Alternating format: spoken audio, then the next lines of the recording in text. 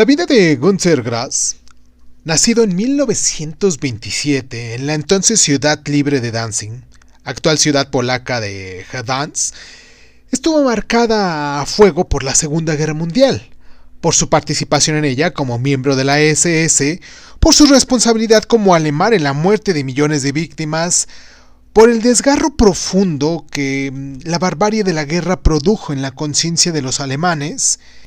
Y pues la guerra también le marcó su personalidad como escritor, orientó sus obsesiones y forjó su mirada sobre el mundo. Desde muy pequeño, Günter Grass supo que quería ser artista.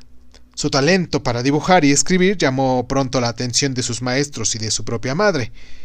Y en verdad el joven Grass era un artista integral. Un hombre sometido por una fuerte pulsión creativa que se manifestó a lo largo de su vida tanto a través de la literatura como de la escultura o también de la pintura.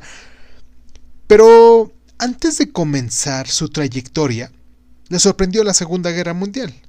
En 1943 fue llamado a las filas y a finales de 1944, cuando todavía no había cumplido los 17 años, fue reclutado por la división acorazada, la famosa Fundersberg, de la Waffen-SS.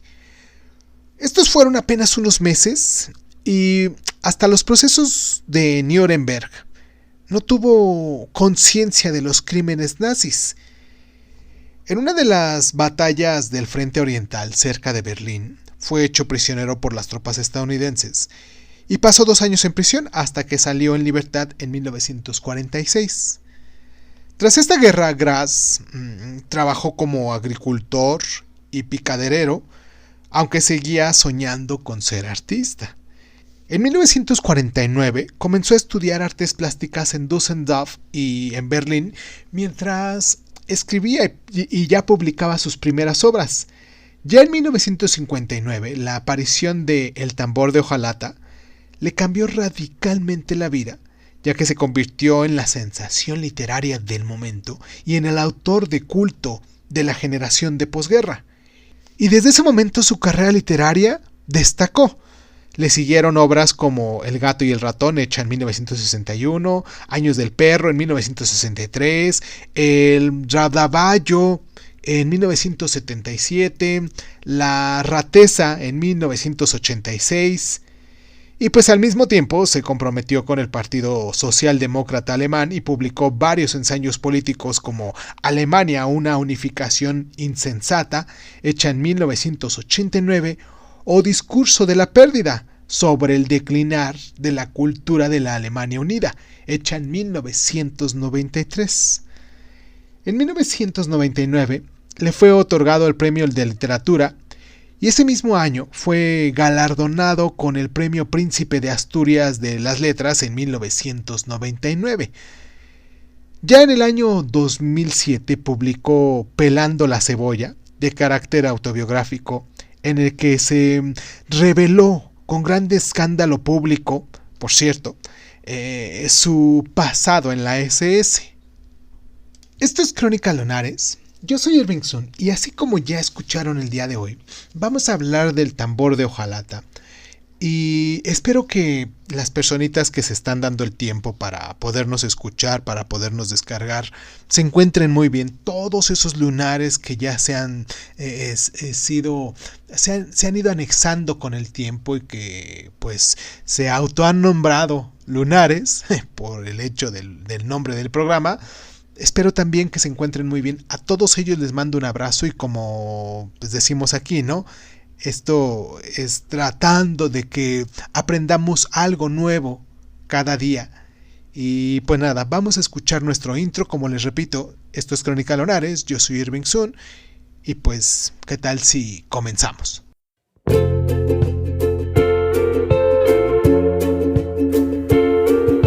Hola, bienvenidos a Crónica Lonares de Sun. Yo soy Irving Sun.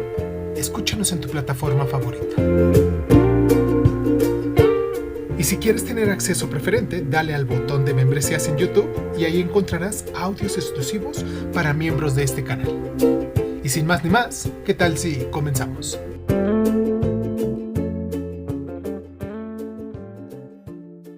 Cierra los ojos, cierra los ojos, cierra los ojos.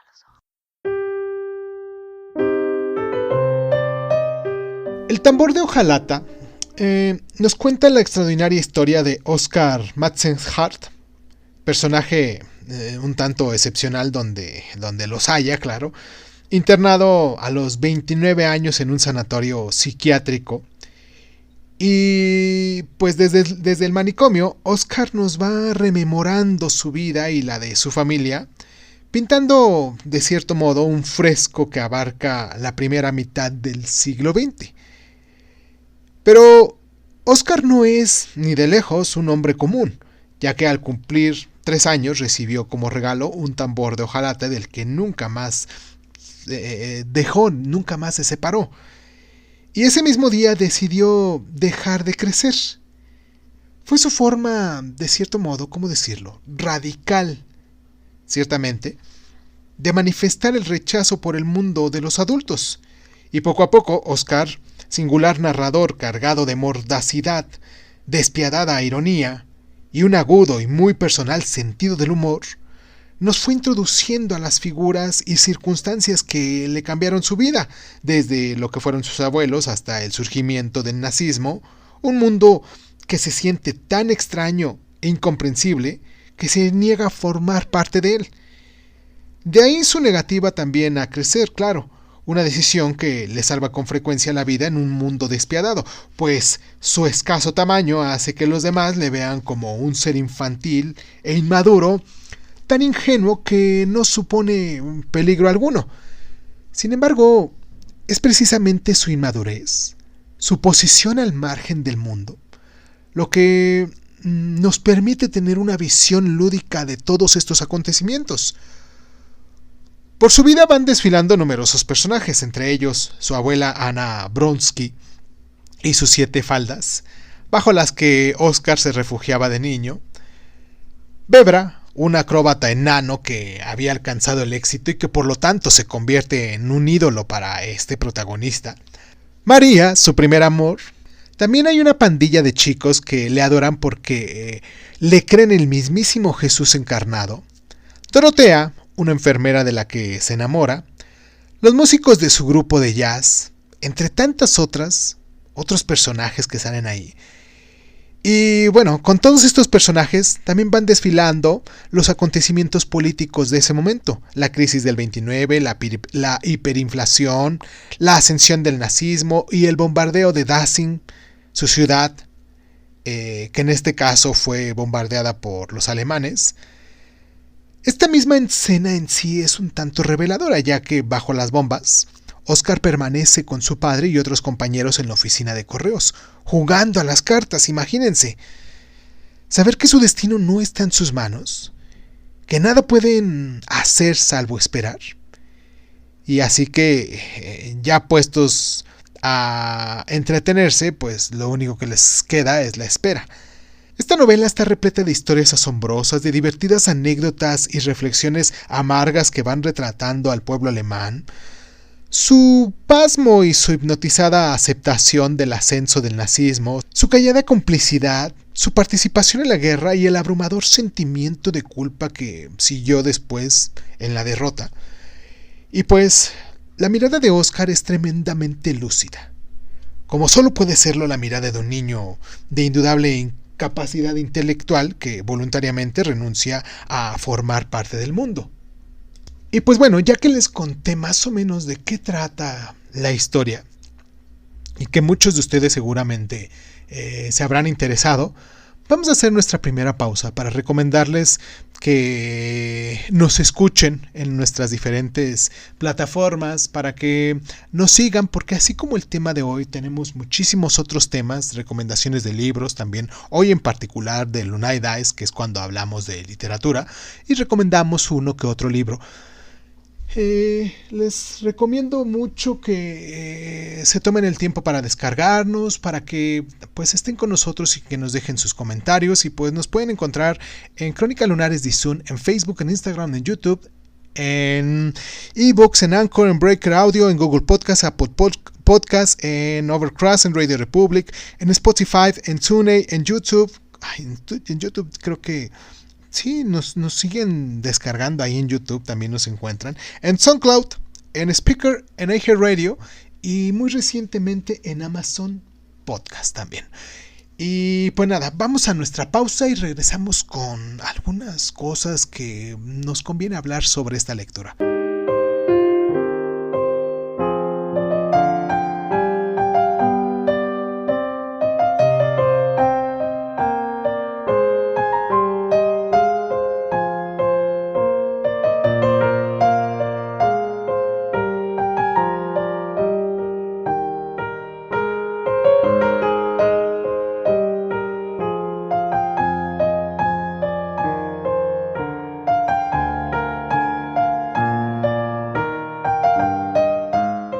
Cuando El tambor de hojalata fue publicada en 1959, como ya dijimos, su éxito fue clamoroso. Alemania, toda esa Alemania de posguerra, esa Alemania que se vio tan lastimada con la posguerra, pues seguía ahí, casi 15 años después del final de esta guerra, pues abatida, como bien sabemos, por un silencioso complejo de culpa, desmoralizada por los crímenes cometidos todos en su nombre. Y pues Günter Grass fue el primer autor que se atrevió a enfrentarse al siniestro pasado de su país de forma abierta y lúcida. Fue el primero en analizar que había un pasado y por qué había podido pasar. Esto supuso una liberación. La espita que permitió disminuir la presión. Tras Grass, como si se hubieran roto las compuertas que mantenían las represas de la corriente, un buen número de escritores comenzaron a reflexionar sobre el nazismo y la implicación de la sociedad alemana en los crímenes de guerra. Fue el inicio de una catarsis, por así decirlo, una catarsis colectiva que permitió emprender el cambio y la reconstrucción moral y también nos permitió evaluar con perspectiva el horror de lo vivido. Pero el éxito del tambor de hojalata tiene también otra explicación: la propia construcción de la novela, su libertad estilística, su ingenio y sus aciertos lingüísticos que supusieron una profunda renovación del lenguaje y que nos permitieron, en palabras de Marius Vargas Llosa, una vitalidad y una libertad que la lengua alemana había perdido luego de 20 años de contaminación totalitaria. Y pues es cierto que el éxito trajo de la mano la polémica, como era de esperarse en todos los grandes libros. Su tratamiento del sexo levantó ampollas en los sectores más conservadores, que salieron a la calle con pancartas que gritaban arte o inmundicia. Pero el humor negro del enano Oscar, su incisivo análisis y su mordacidad despertaron el interés general e influyeron en autores de todo el mundo, entre ellos Gabriel García Márquez, Kurt Vonnegut o el mismísimo Thomas Pynchon. El tambor de hojalata es una denuncia contra la represión y la brutalidad que brotan siempre en las sociedades enfermas. Y es sobre todo uno de los libros más sobresalientes de la literatura universal, obra maestra de la libertad creativa y lúcido retrato de todo su tiempo.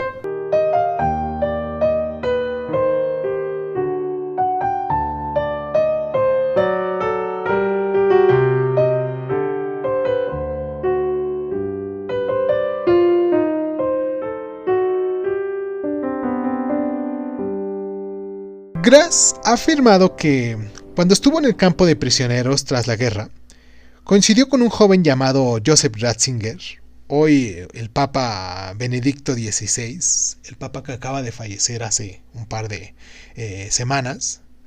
Ratzinger, afirma Grass, fue hecho prisionero en el campo de Bad Aldingler, en el que estuve yo en la misma época. Yo conocía ya a un bárbaro llamado Joseph, de mi misma edad, cuya aspiración era hacer carrera en la jerarquía eclesiástica. Lo estoy viendo ahora mismo. Los dos teníamos piojos, jugábamos a los dados y masticábamos comino de la misma bolsa para distraer el hambre. Él me intentaba convencer de que volvería al catolicismo, con una voz queda y algo fanática, pero yo le decía que quería ser artista. Le hablaba de mujeres, pero él no quería saber nada de eso. Tenía esa manera suave, penetrante, de hablar de los que están persuadidos, de tener una creencia verdadera. No dejaba de explicarme que la Inmaculada Concepción era un hecho real. Yo le replicaba hablando mal de la Virgen y enumerándole todos los instrumentos de tortura con los cuales se había hecho sufrir a la gente, en nombre de la venerada Madre de Dios. Él, impérrito, bajo la lona, me leía textos piadosos en voz baja de un librito encuadernado en negro, y yo pensaba, madre mía, este tío no llegará a nada en la vida. Y pues unos periodistas alemanes indagaron en el Vaticano respecto a esos recuerdos de Grass, y la respuesta de la Santa Sede ha sido que eso se trata de un asunto privado.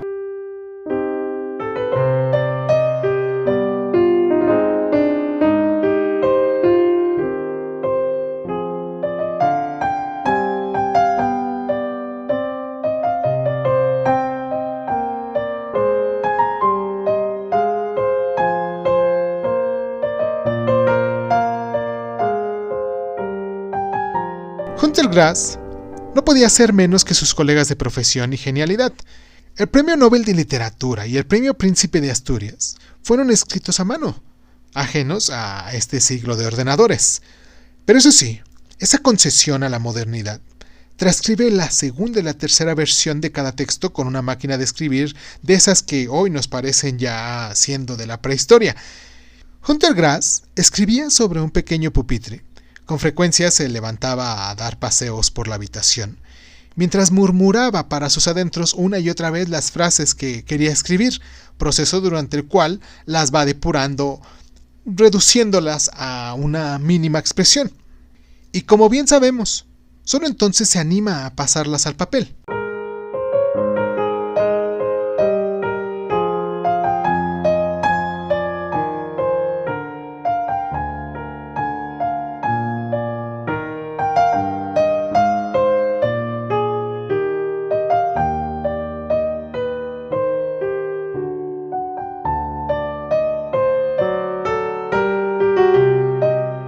Si te ha gustado este programa y quieres saber un poquito más de escritores sobre la misma época de Günter Grass, también sobresale en la narrativa alemana un posterior a la Segunda Guerra Mundial llamado Heinrich Böll, nacido en 1917. Este autor fue un católico disidente y marcado por la traumática experiencia de la guerra, y en su obra encierra una acelerada crítica social y una acerba diatriba contra la falsa espiritualidad de los religiosos y sus fingidas devociones. Y sus obras más apreciables son Opiniones de un payaso, un librísimo que vale la pena mucho echarle un ojo. Bueno, cualquiera de los libros de los cuales recomendamos aquí vale la pena mucho echarles un ojo. También tiene Retrato del grupo con señora, y un librito llamado El honor perdido de Katarina Blum, llevada al cine por Volker Schondorf y Margaret von Trotta. También hay un norteamericano que me gustaría mucho recomendarles, llamado Thomas Pynchot, que ha sido reconocido abiertamente, influido por Günter Grass, y es uno de los escritores norteamericanos más sólidos que tenemos en la actualidad. Y como con Grass, el estilo de Pynchot es un tanto complejo, es deslumbrante, laberíntico si pudiéramos decirlo. Una de sus obras más apreciadas es El arco iris de la gravedad, publicada en 1973 y por la que obtuvo el premio National Book Award. Y su argumento es un poquito difícil de hacer en síntesis, pero bueno, hagamos un esfuerzo, ¿no? Trata más o menos de Tyrone Slothrop, un militar norteamericano desplazado en Londres durante la Segunda Guerra Mundial y que tiene un problema. Siempre que cae una bomba alemana, las famosas B2, tiene una erección. La causa está en el aislamiento plástico de los cohetes, una sustancia con la que Slotrop, de niño, sufrió una serie de manipulaciones por parte de un científico loco. Los superiores de Slotrop, sorprendidos por tan anónima reacción, investigan esta causa, y otra de sus novelas más apreciadas es La subasta del lote 49. Cualquiera de estas dos obras que les recomendamos aquí hoy, tanto las de Heinrich Boych y las de Thomas Pynchot, son obras fantásticas. Bueno, fantásticas no en el sentido de literatura fantástica, sino que son obras formidables que nos dejan una enseñanza, que aprendemos un poquito sobre la forma de vida que se tenía, y pues nos damos la oportunidad, si lo viéramos de algún modo, de contrastar con la sociedad que tenemos actualmente.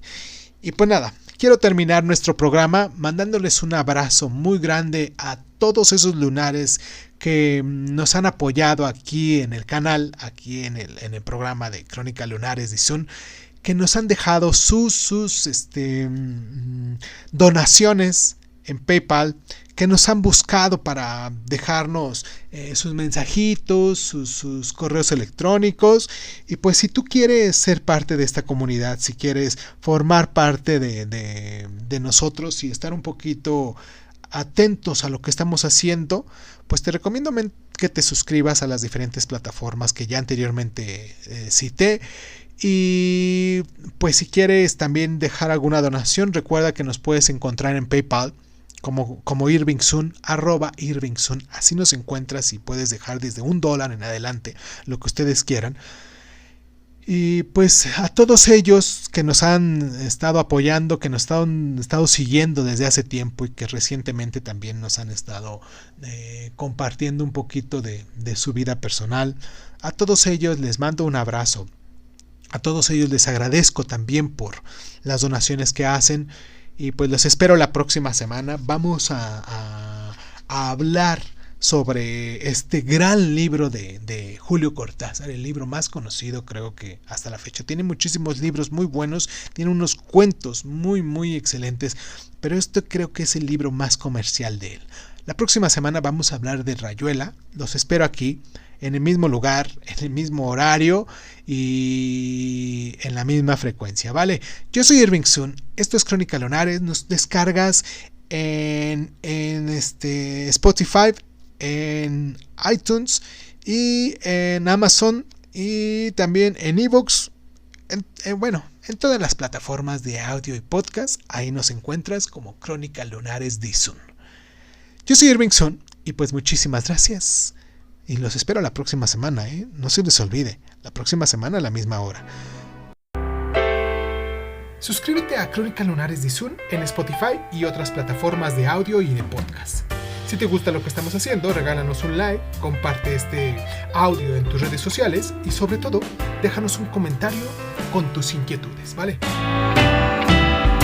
Crónica Lunares de Zoom es un programa de divulgación cultural conducida, narrada y comentada por Irvingsun, y en muchas ocasiones por invitados especiales. Si quieres participar leyendo tu cuento favorito en voz alta, recuerda ponerte en contacto con nosotros. Agradezco infinitamente a todos los lunares que con sus donaciones hacen que este canal crezca y me sienta motivado a hacer lo que me gusta hacer y mostrárselo en estas plataformas. Gracias infinitas. Yo soy Irvingsun, esto fue Crónica Lunares, y ¿qué tal si nos escuchamos después?